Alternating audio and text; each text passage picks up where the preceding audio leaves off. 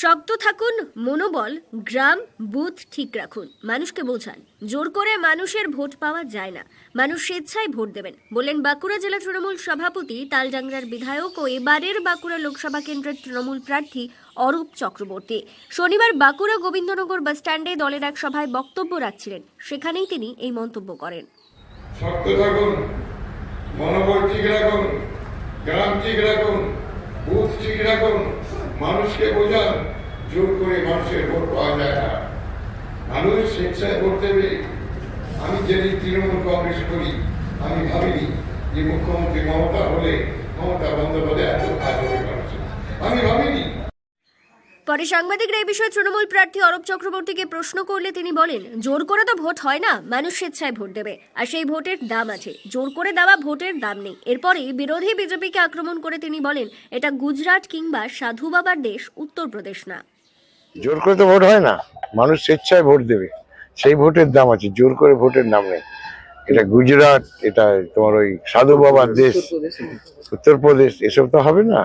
আরে ভোটই করতে পারছে না সরকার 7 দিন ছাড়া, একদিনে ভোট করার ক্ষমতা তো সরকারের নেই। ভোট শান্তিপূর্ণ হবে, কোনো চিন্তা নেই। অন্যদিকে বাঁকুড়া লোকসভা কেন্দ্রের তৃণমূল প্রার্থী অরূপ চক্রবর্তীর বক্তব্যের প্রতিক্রিয়া দিতে গিয়ে ওই কেন্দ্রের বিদায়ী সাংসদ, কেন্দ্রীয় মন্ত্রী তথা এবারের বিজেপি প্রার্থী ডাক্তার সুভাষ সরকার কটাক্ষ করেন, এই যে ভূতের মুখে রাম নাম, এ তো দেখছি ভূতের মুখে রাম নাম। তার মানে কি বিজেপির প্রতি মানুষের সমর্থন দেখে তৃণমূলের কার্যকর্তাদের কি মনোবল ভেঙে যাচ্ছে? তাই উনি বলছেন শক্ত থাকুন, মনোবল রাখুন, গ্রাম ঠিক রাখুন, বুথ ঠিক রাখুন। মানে 1 নম্বর হচ্ছে বিজেপির প্রতি মানুষের সমর্থন, 2 হচ্ছে কেন্দ্রীয় বাহিনীর আসছে, এই শব্দতেই সমস্ত ত্রাস করার স্বপ্ন ঘুচে যাচ্ছে। ভোট যত এগিয়ে আসবে শাসক বিরোধী তরজা ততই বাড়তে থাকবে, একথা এক প্রকার নিশ্চিত করেই বলা যায়। সেদিকে তো আমাদের নজর থাকবেই। লোকসভা ভোট সংক্রান্ত যাবতীয় খবর ও সঙ্গে জেলার প্রতিদিনকার গুরুত্বপূর্ণ সব খবর জানতে আপনার চোখ থাকুক দক্ষিণ বাঁকুড়া দর্পণের ফেসবুক পেজ আর ইউটিউব চ্যানেলে।